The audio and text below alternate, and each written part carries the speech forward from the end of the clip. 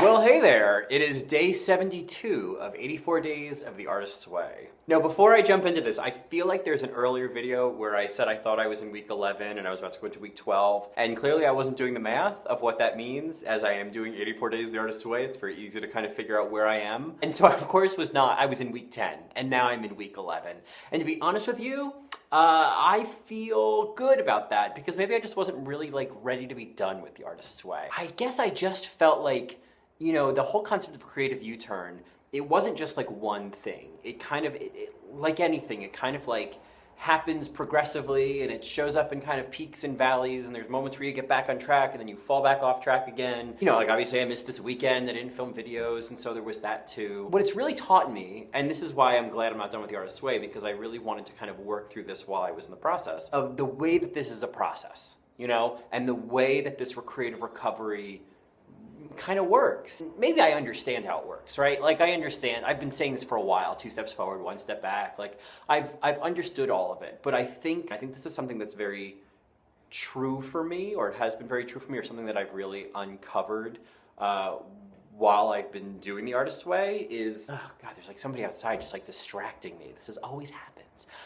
Anyway, I think what I've discovered about myself during this process is the ways in which I often don't walk my talk. Ways in which I present this information, or I present these insights, or I present things in videos that I've, you know, been thinking about, or I've discovered, or I've had epiphanies about, and then I'm not really feeling how that's manifesting in my own life. Go, go, go, go. I just had to chase Marco out of the room because he, of course, knew I was filming, so he started chewing on some wires. I guess I'm really seeing how all of those ideas, like I'm talking about them, but like, how am I seeing them manifest in my own life? Like, how am I actually experiencing them? How am I actually doing these things that I'm saying? You know, and it really comes down to integrity. How much integrity do you have, like, in what you're talking about versus what you're actually doing? And discovering that the dissonance between how much I'm talking about it and how much I'm doing it is creating a lot of pain. And so I feel like one of the things that's been really prevalent for me now, and it's so perfect that I've just started the 30 Days of Yoga Challenge at Zuda Yoga, because that's really reinforcing this idea of sitting with discomfort and not being swayed by discomfort, and not being swayed by something not being ideal or being perfect. So like a perfect example would be this morning.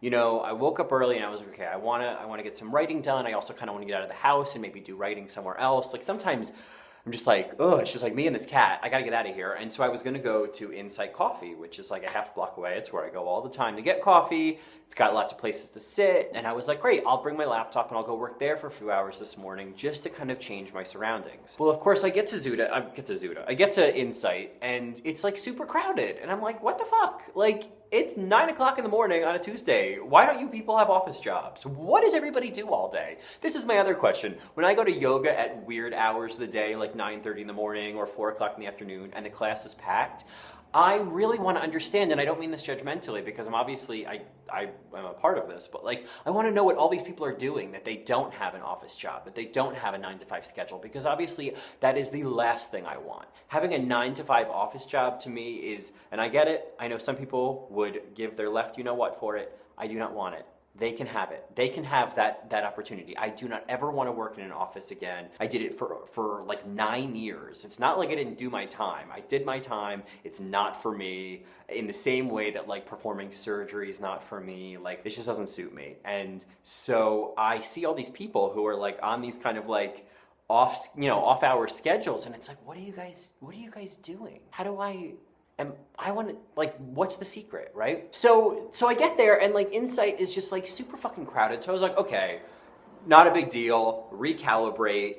That's fine. I'm gonna go sit outside. There's lots of seating outside. Well, there's lots of seating outside because this massive heat wave that we've been having for weeks, or you know, what we call it in Sacramento, summer, seemed to have dipped today, and it was like 66 degrees, which when it's been like 95 plus for 2 weeks, 66 degrees feels like fucking Siberia. So I'm sitting out there with my laptop, I'm wearing my little shimmy shirt and a tank top, like I'm not dressing up for anything, and I'm sitting there like trying to write and shivering and drinking an iced coffee, and there's someone like right next to me trying to like back her fucking SUV into the spot, and then like slams into some sort of fence thing right there. And then there's someone else a foot away from me setting up some sort of display to give out free samples of juice.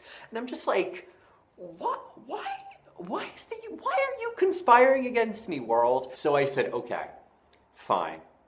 I will close my laptop and I'll go back to my apartment, which is a block away, and I will go inside and I will sit down and I will just work there and it'll be fine. So of course I come back here and I'm like, okay, I'm gonna sit down, except I forgot that Tuesdays around this building, Tuesdays around this like little area around my building is just landscaping day. And the landscapers show up and they've got the lawnmowers and they've got the leaf blowers and the weed whackers and everything else that sounds vaguely sexual, you know? I'm just like, okay, all right, it's not a big deal. I'll just put on headphones, it's fine. So I'm sitting in my little office, which is really just a converted closet. It's kind of like, you know, like that scene in Carrie where her mother throws her in the prayer closet. Like, that's kind of what I have. So I'm sitting in my little prayer closet and there's an open window to the front of the building, like right here. It's like right there. See where my finger is? It's right there. I start working and then it's just like a few minutes in and I'm just like trying to get settled and like get into like, what do I want to do? And I'm not feeling comfortable because I wanted to not get out of the house, blah, blah, blah, whinging and whining. And then this like roar just like fills my apartment and I'm like, what the fuck? And I turn around and there is some landscaper with his leaf blower standing outside my window, like blowing the porch of the building. I was like, I mean, it was roaring. I mean, he wears ear muffs, protectors, because it's so loud. And it's just like infiltrating my home. And I just like slammed my hands down on the desk. I was 2 seconds from a give my door the shot moment, you know? I was Shirley MacLaining it. I was like, come on, you know? I was like so frustrated. I just had to sit in that moment and say, okay, all right, all of these things are happening. I was like Goldilocks at Insight, like everything was too hot or too cold or too crowded or whatever. And then I came home and it was like, there was this like invasion.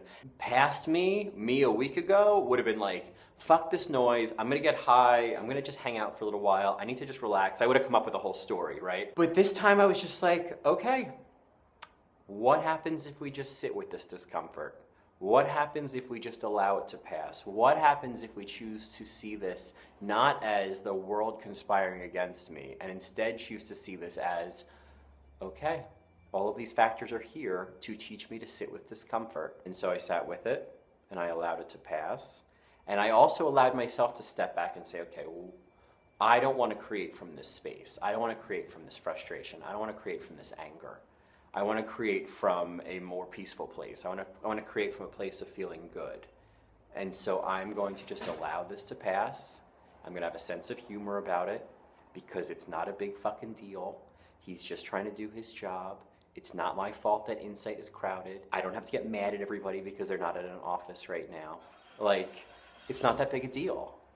And as I let all of that pass and as I sat with the discomfort, of course, energy moved and things shifted. You know, the energies are shifting, as everybody says, you know. I was able to settle into getting some work done. And I got a couple hours of work done, and now I'm feeling great. And the conditions are great. There's nobody blowing leaves outside. And other than Marco trying to chew wires while I just film a video, like, shit's working out pretty well. So I think that is the lesson of today, and really a lesson for many days, for all my days. Really, I think it is the intention of the 30 days of yoga challenge.